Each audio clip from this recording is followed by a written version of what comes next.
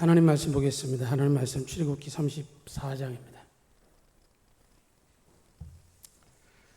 출애굽기 34장 21절에서 24절까지 구약성경 135페이지입니다. 우리 같이 한 목소리로 받들어 읽겠습니다. 21절에서 24절입니다. 너는 엿새 동안 일하고 일곱째 날에는 쉴지니 밭 갈 때에나 거둘 때에도 쉴지며 7.7절 곧 맥주의 초실절을 지키고 새 말에는 수장절을 지키라. 너희의 모든 남자는 매년 3번씩 주 여호와 이스라엘 하나님 앞에 보일지라.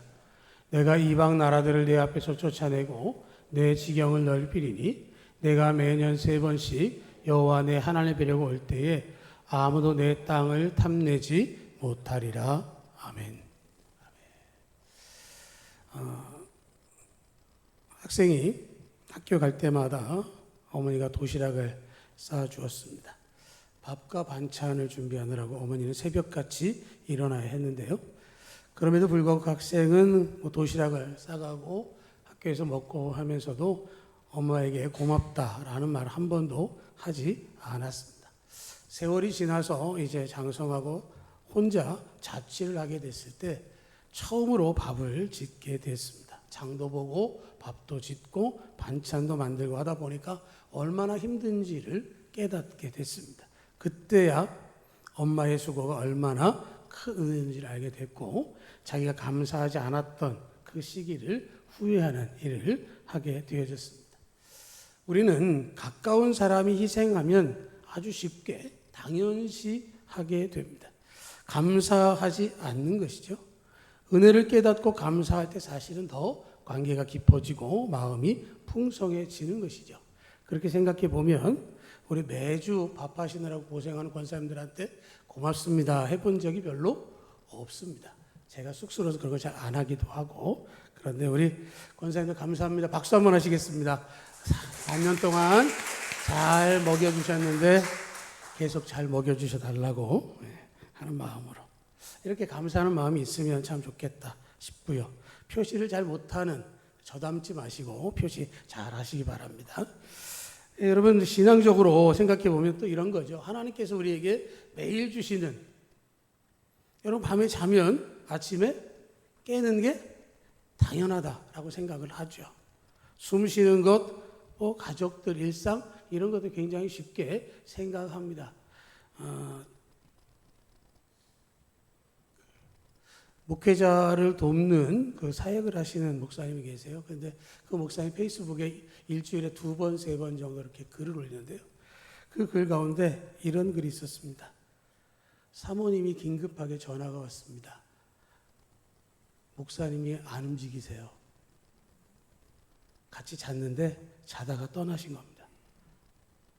일상 같지 않아요? 아주 쉽게 생각하고 잠을 깰 것 같은데 그러지 못한 분들도 많이 있다라는 거죠. 익숙하고 당연한 것처럼 여기다 보면 감사가 사라지는 그런 것을 볼 때 신앙적으로 생각해 보면 신앙적인 면에서도 감사할 때 더 성숙해지는 것이고요. 그만큼 감사가 중요한 것입니다. 가정에 감사가 있으면 행복하고요. 직장에도 감사가 있으면 성공하는 기업이 되고 사회에 감사가 있으면 건전한 사회가 되고 교회 안에 감사가 있으면 부흥케 되어지는 것이고 감사하면 행복한 삶을 살게 되는 것입니다. 그런데 감사가 없으면 행복하지 않습니다. 성공한 사람들은 대부분 감사할 줄 알아요.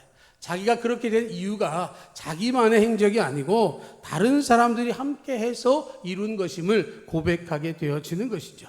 그런데 감사할 줄 모르는 사람은 불평, 불만이 가득하게 되어지는 것이죠. 신앙적으로도 감사로 출발하는 것입니다. 하나님께서 창조하시고 구원해 주셔서 하나님의 사랑과 은혜로 우리가 지금 신앙생활을 하고 있는 것이죠. 구약에서 감사라는 말은 야다라고 하는 말과 토대라고 하는 말을 쓰고 있는데 이거는 감사를 드린다라는 뜻을 가지고 있고요.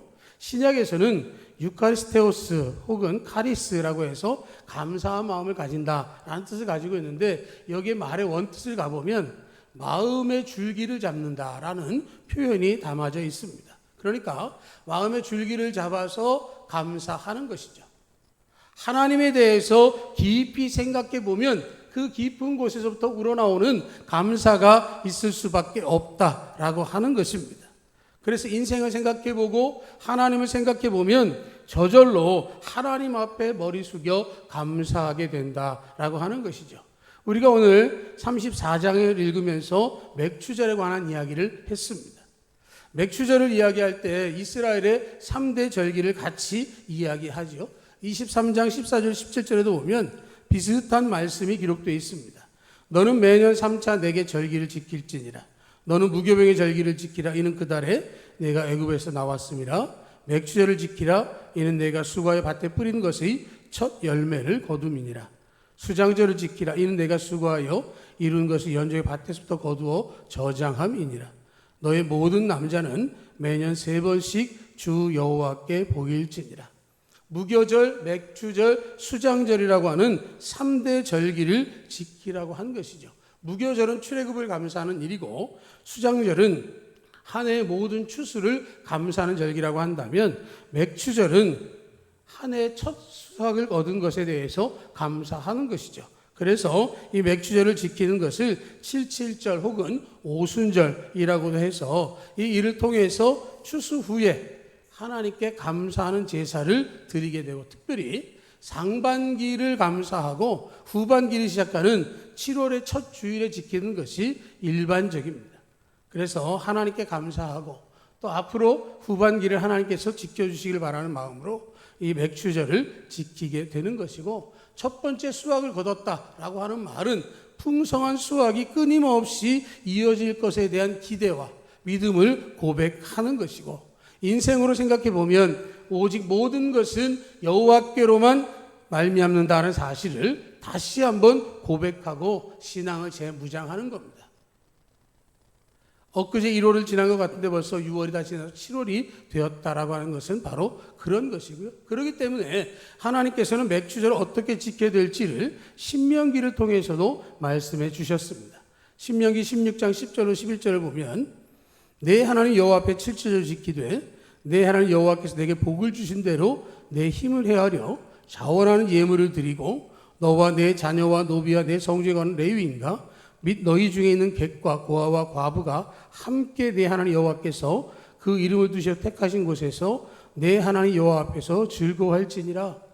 이걸 요약하면 7절 지키되 예물을 드리고 모두가 즐거워해라 하는 말씀을 하고 있는 것입니다.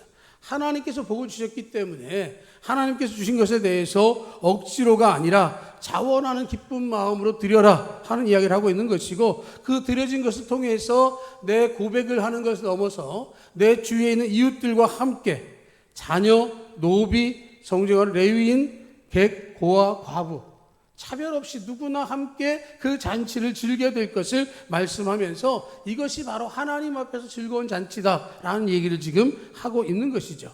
절기를 지키지 않으면 하나님께 불순종하는 것이고 죄를 범하면 약속을 받지 못하기 때문에 3가지의 축복을 오늘 말씀 가운데 약속해 주셨습니다. 24절의 말씀을 보면 우리 다 같이 읽겠습니다. 24절입니다. 내가 이방 나라들을 내 앞에서 쫓아내고 내 지경을 넓히리니 내가 매년 3번씩 여호와 내 하나님 뵈려고 올 때에 아무도 내 땅을 탐내지 못하리라. 이방 나라들을 내 앞에 쫓아낸다라고 하는 말은 이방 나라인 열방을 쫓아내겠다는 말씀이고 내 지경을 넓혀주겠다 하는 말씀은 지경이 점점 확장될 것이다 하는 말씀이고 아무 사람도 내 땅을 탐내지 못하리라 하는 말은 하나님께서 지켜주시는 보호하심을 말씀하고 있습니다. 구체적으로 보면 맥추절을 지키는 첫 번째 복은 대적을 물리치시는 것이죠. 내가 열방을 내 앞에서 쫓아내고 개역에서 말씀한 것처럼 쫓아내는 것이죠. 가나안의 원주민들이 있었습니다. 가나안 땅에는 7 족속이 자리하고 있었죠. 헷 족속, 기르가스, 아모리, 가나안, 브리스, 히위, 여부스 족속이 살고 있었습니다. 지금 하나님께서 약속하신 적과 꿀이 흐르는 땅은 아무도 없는 빈터가 아니었습니다. 그곳에 이미 정착한 사람들이 있었습니다. 아모스 2장 9절을 보면 그 키는 백향목 높이와 같고 강하기는 상수리 나무와 같다 이런 표현을 하고 있습니다. 가나안에 있는 원주민들이 얼마나 강했는지 키가 컸는지를 이야기하는 것이죠. 백향목은 20m 가까이 자라는 나무니까 그 가나안 사람들 볼 때 그만큼 높이 키가 컸다라는 뜻이고, 또 그들이 백향목처럼 컸던 뿐만 아니라 상수리 나무 같다라는 말은 에스겔 27장의 말씀처럼 그들이 노를 만드는 재료로 사용하는 것처럼 아주 강한 그런 것을 나타내고 있습니다. 그러니까 아모리 사람은 키도 크고 힘이 무척이나 세고, 가데스 바네아에서 12지파를 대표해서 가나안 땅을 정탐하고 돌아왔던 그런 정탐꾼들의 보고에 보면 그들에 비해서 우리는 메뚜기와 같다라는 얘기를 할 정도로 상대적으로 강해 보이는 존재였습니다. 그 가나안 사람들을 향해서 하나님께서는 내가 그들을 다 물리쳐 주겠다라고 말씀을 하고 있는 것이죠. 내 앞에서 쫓아내겠다 하는 말씀을 하고 있습니다. 여러분 이거 잘 기억해야 됩니다. 내 앞에서 쫓아낸다라는 말, 내가 들어가서 그들을 쫓아내는 게 아니라 하나님께서 쫓아내 주신다라고 하는 겁니다. 이스라엘이 가나안 족속과의 정복 전쟁을 할 때 승리하게 하시고 그들을 쫓아내게 하시는데, 문제는 이스라엘 백성들은 무기도 부족하고 군사 훈련을 받은 적도 없습니다. 그저 그들은 언약궤를 중심으로 진을 갖춰서 행진할 뿐이지 그들이 군사력을 특별히 갖춘 적이 없습니다. 아말렉과의 전투를 할 때에도 그들은 여호수아가 이끌고 나가 싸울 때 그들의 싸움의 승리는 모세가 손을 들 때 그들이 이길 수 있었던 것처럼 하나님께서 승리하게 하셔야 그 일이 가능한 것이고, 하나님께서 그들을 물리치도록 만들어 주신 것이죠. 그래서 레위기 26절 말씀처럼 너희 다섯이 백을 쫓고 너희 백이 만을 쫓으리니 너희 대적들이 너희 앞에서 칼에 엎드러질 것이다. 전쟁의 승리는 숫자에 달려있지 않다는 거죠. 다섯이 백을 쫓고 백이 만을 쫓는다. 이 비율적으로 굉장히 큰 차이를 보이고 있습니다. 하나님께서 함께 하시면 작은 숫자라고 할지라도 그들을 물리친다라고 하는 겁니다. 하나님이 함께 하시면 100명의 숫자를 가지고도 10,000명을 물리칠 수 있다라는 것이죠. 하나님이 함께 하시면 기적이 일어나는 것입니다. 하나님이 하시면 승리합니다. 하나님이 하시면 반드시 이기게 되는 것이죠. 그래서 요한일서 5장에도 예수님 말씀하기를 대저 하나님께로서 난 자마다 세상을 이긴다. 세상을 이김은 이것이니 우리의 믿음이니라. 우리에게 믿음을 주시고 믿음을 통해서 이기게 하셨습니다. 이 세상의 패배자가 아니라 승리자가 되게 하셨습니다. 그렇기 때문에 감사로 하나님께 영광을 돌리면 대적을 물리쳐 주시는 은혜가 우리 가운데 임하고 그런 복을 누리게 되어지는 것이죠. 감사하는 자만이 승리할 수 있습니다. 감사하면 감사의 조건이 넘치게 되어지는 것이죠. 감사를 잊지 않기를 축복합니다. 두 번째로 지경을 넓혀주시겠다라고 말씀을 하십니다. 그들의 지경을 출애굽기 23장에 보면 내가 너의 지경을 홍해에서부터 블레셋 바다까지 광야에서부터 하수까지 정했다라고 말씀을 하고 있습니다. 이스라엘 땅이 홍해로부터 지중해 그리고 아라비아 광야에서 유브라데 강까지 그 지역을 다 하나님께서 허락하셨다라고 말씀하고 있고, 거기에 더해서 그 지경을 넓히리니 라고 말씀을 하고 있습니다. 내가 너에게 준 땅이 요만한 땅이니까 여기에 머물러라. 그게 끝이 아닙니다. 하나님께서 주신 것은 분명히 그 땅이지만 거기로부터 더 지경이 넓혀지고 또 넓혀질 것이라는 말씀을 하고 있는 거예요. 우리의 기업도 우리의 산업도 하나님께서 넓혀주시기를 원하고 계십니다. 하나님 원하시면 못할 일이 없는 거죠. 하나님 원하시면 반드시 이루어지는 겁니다. 그래서 솔로몬 때에 그 약속의 말씀이 성취되다 보니까 나일강에서부터 유브라데 강까지로 솔로몬의 지배하는 국토가 넓어졌습니다. 주변에 많은 나라들이 이스라엘에 조공을 바치기도 했습니다. 하나님 말씀에 순종하고 절기를 지키면 하나님께서 그 복을 허락하시겠다라고 하는 것이고 지경이 넓혀지게 하신다는 것이죠. 원망과 불평과 부정적인 생각 속에 있으면 그들은 하나님이 약속하신 복을 누릴 수가 없는 겁니다.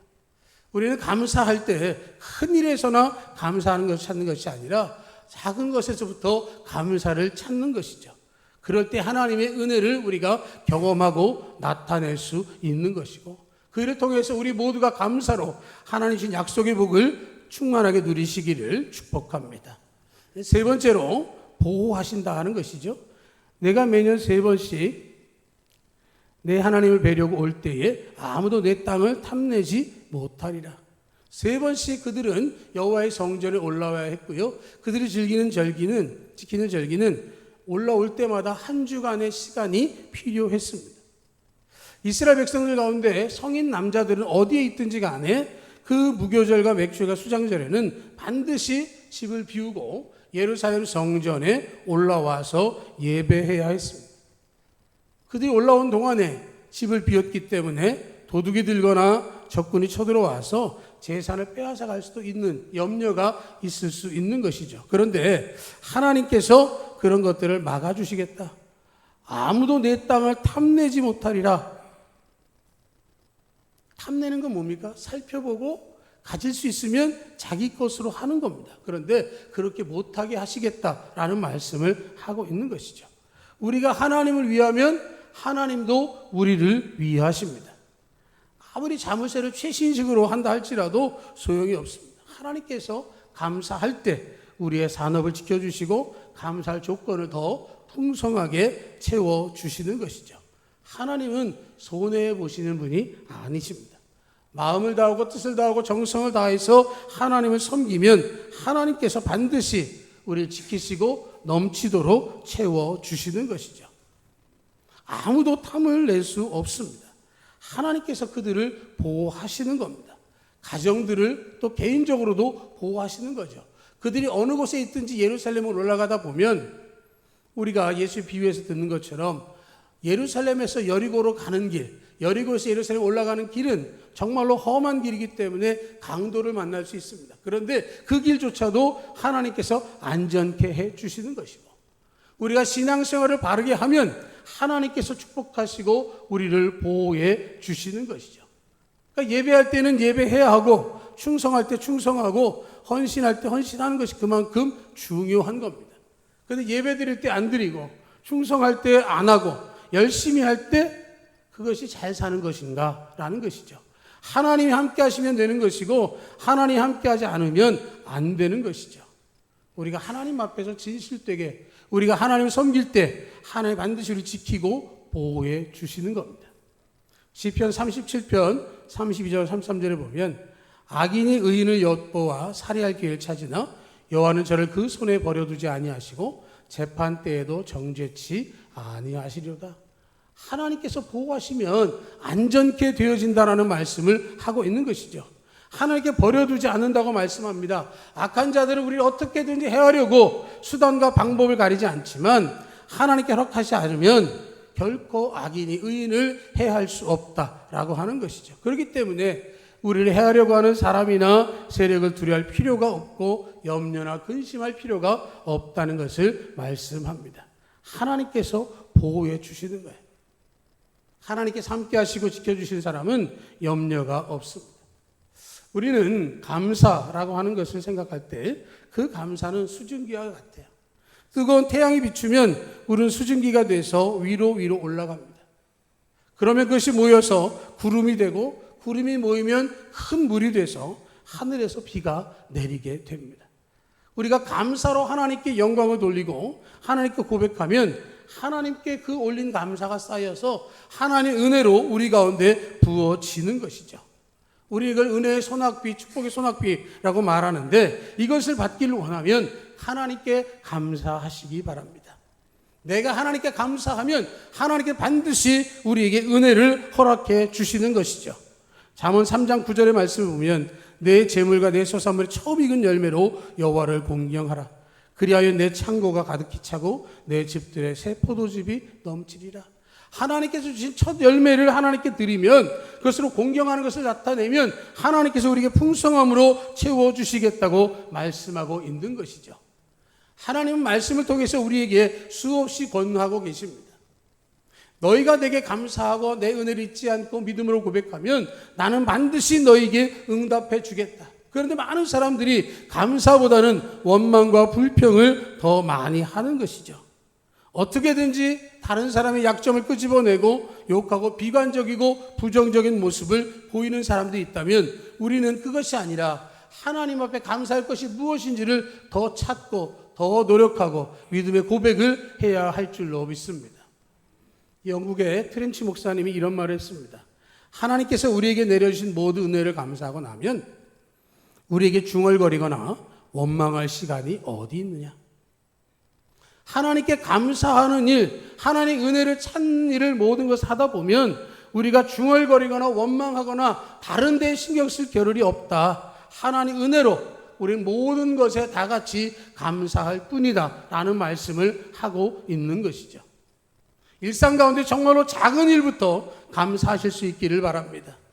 교회에서도 감사하고 가정에서도 감사하고 직장에서도 감사하고 나라와 민족을 생각하면서 이 사회에도 감사하시기 바랍니다. 그 씨를 뿌릴 때 축복의 열매가 주렁주렁 맺게 될 것입니다. 여러분의 감사를 통해서 인생이 달라지고 그것을 통해서 하나님의 은혜로 충만한 모두의 삶이 될 수 있기를 주의 이름으로 축복합니다. 아멘.